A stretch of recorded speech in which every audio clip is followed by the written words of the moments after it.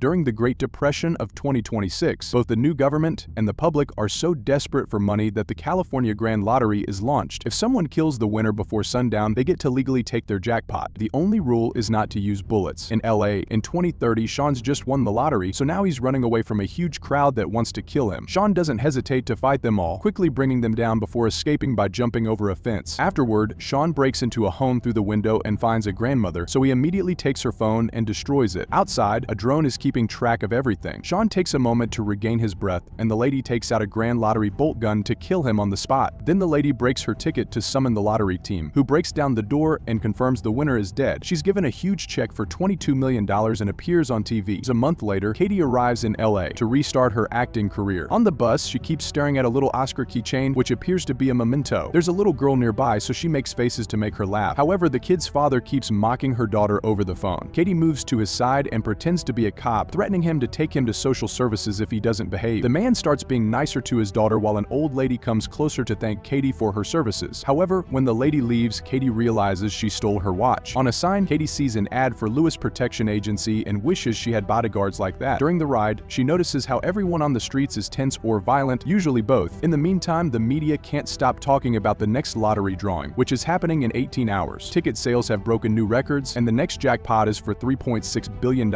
At his home, Noel gets his weapons ready while singing the Ninja Turtles song. Eventually, Katie makes it to the room she rented on the internet and immediately notices her new roommate Shadi lied about the state of the place, which is terrible. Shadi herself is pretty annoying too. There are pictures of her in Katie's room. She makes tasteless jokes and ignores her very supportive mother's calls. Shadi also has an obnoxious boyfriend named DJ, who slaps Katie as a so-called prank when he hands her the house keys. The next day, Noel's ad appears on TV, offering his bodyguard services to whoever wins the lottery. When Katie wakes up, she's horrified to discover the upstairs bathroom has been leaking through the roof and has ruined her clothes. She calls Shadi to complain since she has an audition in a few hours, but Shadi's only way of helping is renting her clothes. Katie has no choice but to start expending her savings on an awful outfit and taking a cab because she's late. The driver keeps making inappropriate comments and chats about celebrity gossip, mentioning that the famous rapper Machine Gun Kelly has his own bunker. When Katie makes it to the place, an employee charges her $400 to participate. Her audition finally begins, and she explains she was in many TV ads as a kid, but she had to pause her career to take care of her sick mom. After her mother died, Katie decided to try acting again. She reaches into her pockets for her monologue notes and finds Shady's lottery ticket, which activates when Katie accidentally puts her thumbprint on it. It takes her picture and officially registers her as a player. Katie quickly puts it away and tries to act. However, she's immediately disliked and kicked out. In the corridor, the other actresses try to be supportive. Suddenly, all their lottery tickets activate, announcing that Katie has won and even showing her face. The actresses immediately change their attitude and attack Katie with any object they can reach, although some of them have knives ready. Even the workers join the fight. Katie defends herself thanks to her stage fighting classes and dodges a flying shoe before taking the stairs. Not understanding what's going on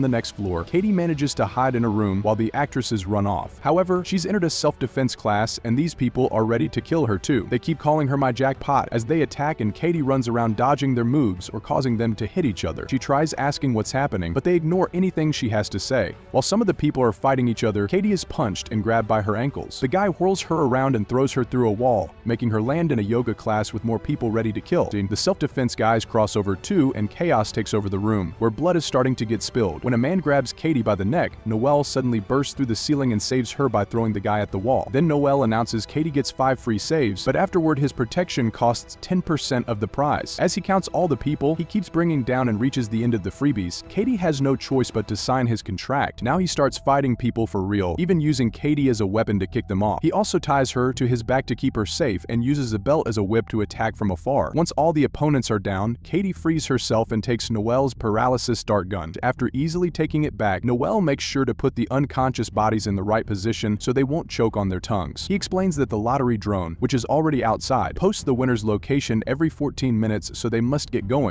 As they run out of the building, Noel points out that the rules don't allow the other players to kill each other. The people at the food truck throw a knife at her and Noel helps her dodge it before they get in his car to escape. As the duo drives through town, people nearby receive an alert of her location and prepare to join the fight. The ice cream truck abandons the kids, and even the lady from the bus already has a Grand Lottery bolt gun. Back to Noel, he finishes explaining Katie how the lottery works and is surprised she didn't know. Katie points out she and her mom would only watch movies and baking shows, but never the news because they were depressing. Soon the car is being chased by people on bikes and ATVs, so Noel brings out helmets for both of them before speeding up. A Molotov bomb bomb is thrown on top of the car and the roof catches on fire, but Noel keeps on driving and enters an old warehouse as the wind puts the flames off. Suddenly, he turns the car around and a biker crashes against it, but then he has to keep driving through the warehouse to avoid the other bikers who start a new fire. Katie wants to quit the game, but the only way to do so is to leave the city. Noel shoots a guy with his dart to bring him down, then he drives in circles as more enemies throw various objects at them. This creates a lot of dust that allows the duo to escape by pushing the car out without making noise, and the bikers don't notice until the next Molotov falls on the ground. Katie keeps insisting she wants to quit, so Noel agrees to take her to the closest quit line. At that moment, the bikers find them and the chase starts again. An enemy jumps into the car through the back window and Katie steals her knife while Noel gets his darts out. However, the woman bites his arm. Then Noel gets the mirror and hits her with it before asking Katie to drive, ignoring her saying she can't. Then Noel moves onto the back seat to continue the fight, putting an extra helmet on his opponent before kicking her out of the car. The bikers throw another Molotov at them and Noel forces Katie to drive through a wall to escape. They stop a car and a biker crashes while trying to dodge it while Katie knocks out the other one with her helmet. The duo tries to leave, however, the car barely moves before it breaks down because of all the damage. Katie comes out and tries running away, however, Noel stops her and explains he gets no money if she quits but still wants to help her because they must treat people the way they want to be treated. Suddenly, Katie throws sand at his face and manages to punch him, so Noel has to crack his nose back into place. At that moment, a police car appears and Katie goes to the cops for help. However, the officers want to kill her too. Noel catches their taser just in time and starts fighting them while Katie runs away.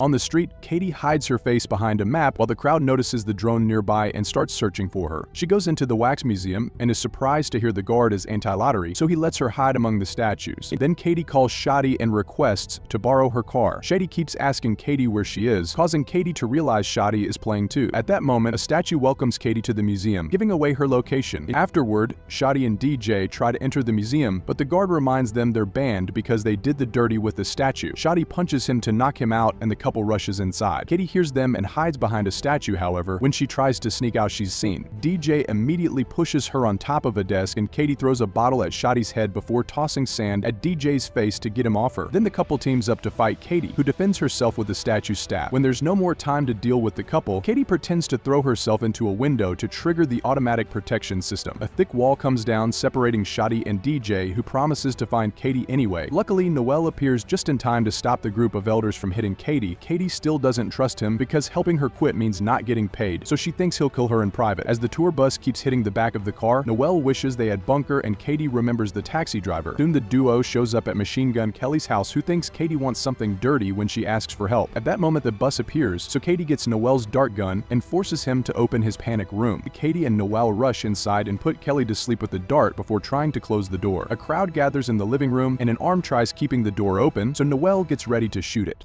thinking he wants to shoot her. Katie takes the gun and shoots a dart at the arm, forcing it to retreat and finally closing the door for good. The room is fully equipped and the duo can watch the crowd on the security camera. A wary Katie keeps the gun aimed at Noel, so he sits by her side and shares sweet facts about himself to prove he's a good guy. Suddenly, the keychain falls from Katie's pocket, and when he says it looks cool, Katie opens up. She chose to become an actress for her mom, who loved movies and celebrities. Her mother knew Hollywood could be hell and gifted Katie the keychain to remind her she would be proud of her, no matter what. Indeed, when she was younger, she made good money as a child actor, but her dad ran away with all of it. Noel is very understanding and comforting, so Katie gives him back the gun. She wants to know why Noel would help her quit, so he explains his priorities. One is saving people's lives, and two is making enough money to keep on saving people's lives. Outside, the crowd continues to hit the door to no avail. Shadi slaps Kelly to wake him up, but nothing happens, so instead he drags him into the pool and threatens him into sharing the door password, which is the meme 6969. All this is seen by Katie and Noel, who gets angry because he has no choice but to make a call and ask for a favor. He orders something called a phone strike and rushes to put Katie's phone inside a safe. Then the duo holds the door as Shadi uses the password. However, the crowd freezes when they hear all their phones ringing with an Amber Alert. However, this is a trap and their phones start exploding, burning a variety of body parts. As everyone deals with their burns, Katie and Noel come out to escape, although Noel stops to put off the flames on someone's groin. Outside, a bunch of guards are waiting with damage-proof cars and rubber bullet guns. They only want to take Katie, but she forces them to bring Noel as well. During the ride, Katie asks if Noel works with these people. He explains he used to, but nowadays he's a freelancer. Moments later, they make it to headquarters and Katie meets Lewis, learning this is his security company. She isn't impressed by him because he keeps mocking Noel and asks to be taken out of the city. However, Lewis gives her a new phone and points out she's in the safest building in the country. He also shows off the grenades in his pocket. With only 4 game hours left, Lewis gives them a tour and shows them the wall with all the winners they saved. Although the names are anonymous and they've lacking clients, tickets for a while. Lewis explains they charge 30% and Katie signs the contract after getting a part of that money for Noelle.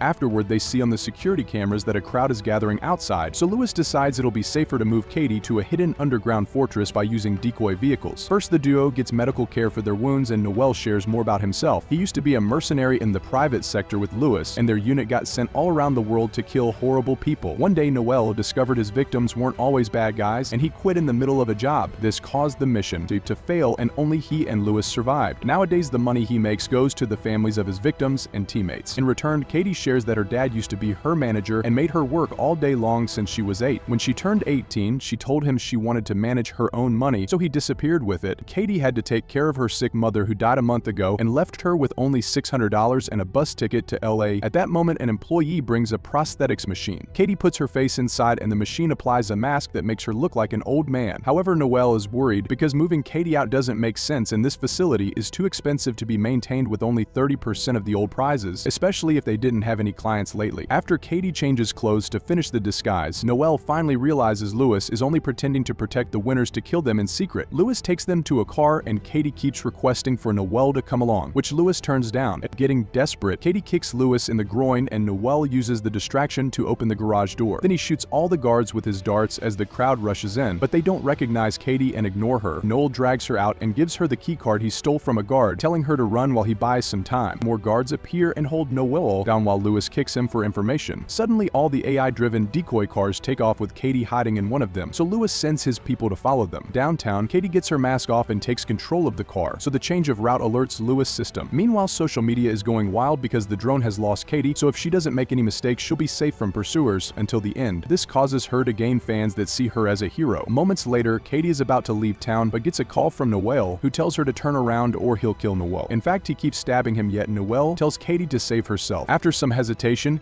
Katie turns the car around and agrees to meet. Meanwhile, Lewis takes Noelle to an old theater and reveals that during their mercenary days, he always knew they were killing civilians. He never cared because it was easy money. Lewis admits he doesn't like to share and that's why he killed their team while making it look like it was Noelle's fault. With only 15 minutes left, Katie gets a bolt gun from the glove compartment and rushes inside the theater, finding Lewis and Noelle on the stage. She threatens to self-delete so nobody gets the money and Lewis doesn't believe her, so Katie points out he'll kill her anyway. She also shows him she's recording this for social media. That way he can't clean the fingerprints off the gun and say he did it. Katie starts ranting about the awful state of her life and almost pushes the trigger. However, Lewis finally drops the handcuff keys and asks for a deal. Katie pretends she's about to give him the gun but kicks him off the stage instead, confirming she had been acting. With Lewis out, the other players immediately start coming after Katie again.